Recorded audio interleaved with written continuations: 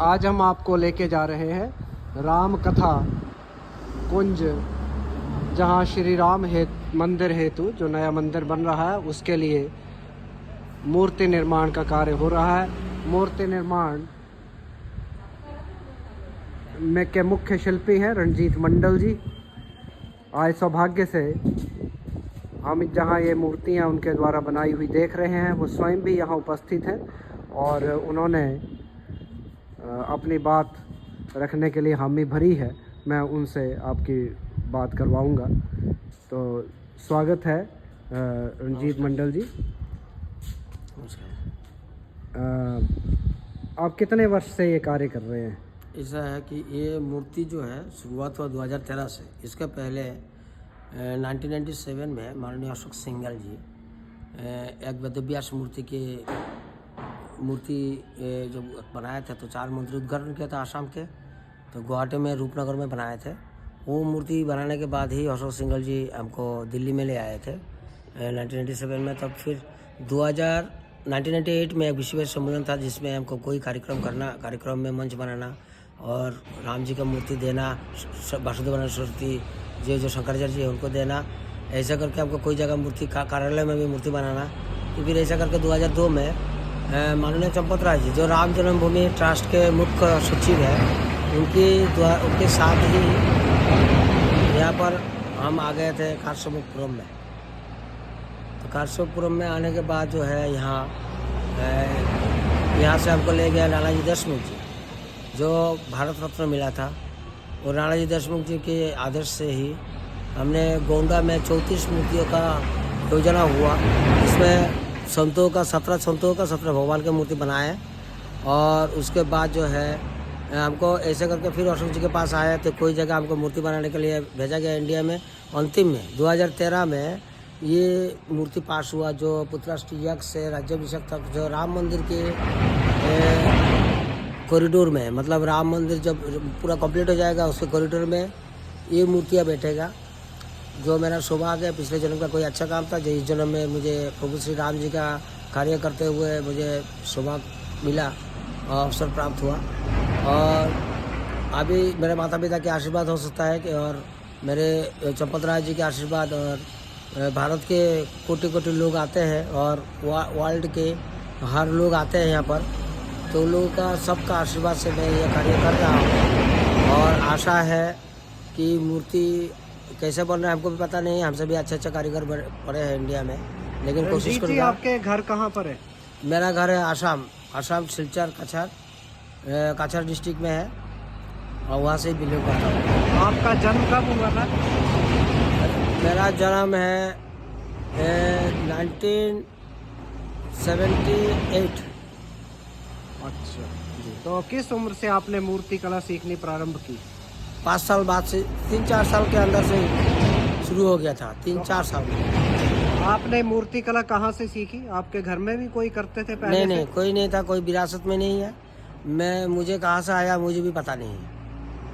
अच्छा। तो अशोक सिंघल जी से आपकी मुलाकात कैसे हुई?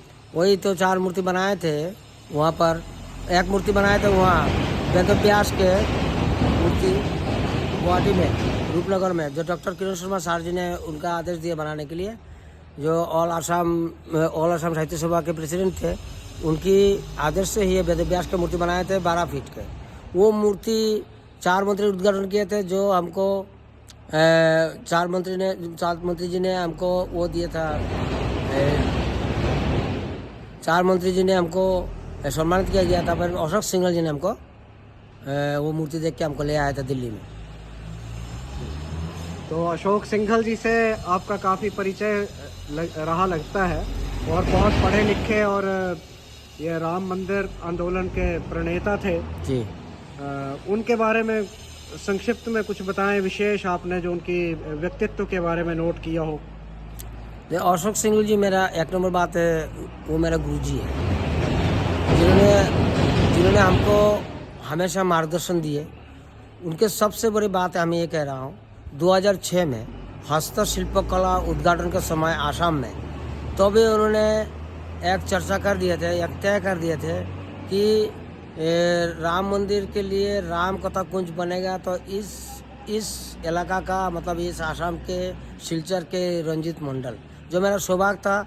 और इतने बड़ी बात हमको पता भी नहीं था कि तब पेंटिंग चल रहा था इस सब बारे में। 2006 में कोई बात ही नहीं आया राम मंदिर का, लेकिन उनका मन में क्या ऐसे आ गया था जो अखबार में निकल आया था ये बात को। है उसके बाद फिर उनके बाद और एक है, उन्होंने जब 2012 में कोई मीटिंग होने के बाद ये मूर्ति जब तय नहीं हो पा रहा था, तो हम 2 स्क्रिप्ट हमने बनाया था उनको दिखाने के लिए। तब उन्होंने विदेश में थे। 2012 के अंतिम में जब आए, उनको दिखाया गया है मूर्ति, तो उन्होंने मूर्ति देखने के बाद उन्होंने प्रभावित हुए। लेकिन इसके पहले उन्होंने को हमें एक चीज़ बताया था कि मोखरा में जो यज्ञ हुआ था, इसका कोई चित्र नहीं मिला था मुझे मोखरा के धाम का। तो मोखरा धाम में भेजा गया था, वहाँ पर हमने वास्तव शास्त्र के अनुसार और उनके दिशा अनुसार की लिख के ले आया था। फिर हमने मूर्ति बना दिया, उसका बनाने का प्रयास किया, क्योंकि हमको ये इनका कोई चित्र नहीं मिला। ये सब मूर्तियाँ भी कंप्लीट होने में कितना समय लगेगा? यह तो 2-3 साल लगेगा ये मेरा। अच्छा, उसके बाद कहाँ स्थापित किया जाएगा इन वही मूर्तियों को? मंदिर के सामने कॉरिडोर बनेगा, कॉरिडोर में ही स्थापित होगा। इन मूर्तियों को बनाने के लिए क्या मटेरियल आपने यूज़ किया है? इस मूर्तियों को बनाने के लिए सीमेंट, सरिया, गिट्टी, स्टील तार, स्टील जाली, केमिकल। इसमें जो है मोल्ड का यूज़ नहीं हुआ, डायरेक्ट है। अच्छा, तो ये आप कितना समय प्रतिदिन इन मूर्ति निर्माण कार्य में देते हैं? अभी वर्तमान में तो ज़्यादा लोग आने लगे हैं, थोड़ा सा रात में ही थोड़ा समय मिलता है। अच्छा, और नहीं तो हमको हमारा कोई वो नहीं है, कभी रात में उठ के भी काम कर सकता है। अच्छा, तो आप अकेले इस कार्य में लगे हैं या कोई सहयोगी भी आप? देखिए, ये अकेले में ही लगा था। पहले स्टार्टिंग में 2013 में जो काम चालू हुआ था, तो हमने अकेले थे, अकेले बनाना शुरू किया। 2015 में पिताजी आए थे, मेरा पिताजी वन विभाग में कॉन्ट्रैक्टर थे। तो पिताजी 2015 में आए थे मुझे मदद करने के लिए। उन्होंने मूर्ति का काम नहीं जानते थे, लेकिन 2022 में उनका देहांत हुआ। बहुत मदद करते थे गुरु, मेरा पिताजी स्वर्गीय नारायण चंद्र मंडल, उन्होंने बहुत मदद करते थे मुझे। तो राम जन्मभूमि ट्रस्ट की तरफ से आपको इसमें कैसे? नहीं, मैं विश्व हिंदू परिषद में हूँ। आप विश्व हिंदू परिषद? विश्व हिंदू परिषद में हूँ। चंपत जी का देख रेख में चल रहा है। अच्छा, और चंपत जी का आशीर्वाद से ही जो उनका जो आदेश होता है उसी से काम कर रहा हूँ मैं। मूर्ति निर्माण के क्षेत्र में आपने कोई क्वालिफिकेशन भी प्राप्त की है? मूर्ति निर्माण के क्षेत्र में तो हमने कोई जैसे महाविद्यालय या विश्वविद्यालय से हाँ, कोई डिग्री? ऐसे तो हमने अवध विश्वविद्यालय से हमने किए हैं कंप्लीट MFA तक। फिर अभी PhD चल रहा है। PhD ग्रामोदय विश्वविद्यालय चित्रकूट से चल रहा है। जो वहाँ के जो BC सर है हमारे भरत मिश्रा जी, वो बहुत मदद करते हैं हमको। और दीनदयाल, पंडित दीनदयाल संस्थान के जो मुख्य सचिव है, उनका नाम है अभय महाजन जी, वो भी बहुत मदद करते हैं। मेरा गाइड जो है उनका नाम है प्रसन्न पाठकर, वो भी हमको बहुत मदद करते हैं, जो जिसके कारण जो है मैं कार्य करने में मुझे बाधाएं नहीं होता, अच्छा काम कर पा रहा हूँ मैं, कोशिश करता हूँ मैं। रंजीत जी, कुछ आपकी मूर्तियाँ देख लेते हैं, विशेष जो आप हमें बताना चाहें। विशेष तो हमारे लिए सभी विशेष ही है। ये कन्यों में रंग हो गया है, कन्यों में रंग कर दिया गया, कन्यों में नहीं किया गया है। नहीं, ये तो पुत्राष्टि यज्ञ जो बनाए थे, हाँ जी, इसमें कोई सिर्फ दिखाने के लिए कि ऐसे हो सकता है कलर। ये तो हो सकता है कि कलर हमको दोबारा बदलना पड़े, जैसे ट्रस्ट कहेंगे वैसे 1 कलर 1 शेड में भी हो सकता है, लेकिन उसका 8 शेडिंग हमको यही करना पड़ेगा डिटेलिंग में। उनका भाव जो है उसी दृष्टि में करना पड़ेगा। तो जैसे ये पुत्राष्टि यज्ञ है, फिर पुत्राष्टि यज्ञ के बाद जरा कैमरे के पास रखें, आपकी आवाज़ आती रही थी। हाँ, ये पुत्राष्टि यज्ञ है। पुत्राष्टि यज्ञ के बाद 4 बच्चा पुत्र जन्म हुआ। ये राम, दशरथ जी है, राम, भरत, लक्ष्मण, शत्रुघ्न, उनके 3 रानी है। और 3 रानी के साथ जो है खेल रहे हैं इसका बच्चे को लेकर। फिर ये है आपका पालने में मैंने उनको जगाते समय राम जी को, कौशल्या जी है, 2 दासी है जगाते समय। और ये है विष्णु जी के यहाँ लड्डू खाते समय, कौशल्या जी की गोद में राम, खेलते हुए ये कौशल्य जी के गोद में राम, गोद में राम है। जो खेलते हुए। और इधर आइए, ये है गुरुकुल में, और उधर है आपका गुरुकुल धनुष, में जो शिक्षा ग्रहण करने आए थे, राम और उनके भाई शिक्षा ग्रहण करने आए थे। और इधर है आपका धनुष शिक्षा। धनुष शिक्षा में वशिष्ठ मुनि द्वारा धनुष शिक्षा हुआ था। वशिष्ठ मुनि द्वारा धनुर्विद्या सीख रहे। हाँ, ये है विश्वामित्र मुनि द्वारा तारकावध। ताड़कावध का सीन। जी, ये है सुबाहुवध, जो ये राक्षस थे जो वशिष्ठ मुनि के आश्रम में यज्ञ में बाधाएं डालते थे, तो उसी को वध करने के लिए राम लक्ष्मण जी ने वध किए थे। सुबाहु सुबाहु वध इसमें दिखाया गया है। ये है आपका नेपाल में जाना, मतलब जनकपुर में जाना राम लक्ष्मण तीनों दोस्तों के साथ। नेपाल में हाँ, अपने दोस्तों के साथ राम और उनके भाई जनकपुर में। और ये है आपका अहिल्या उद्धार। अहिल्या उद्धार। जी, अहिल्या उद्धार में जो है लक्ष्मण जी थे, गुरु जी थे उनके साथ सब लोग थे। और ये है आपका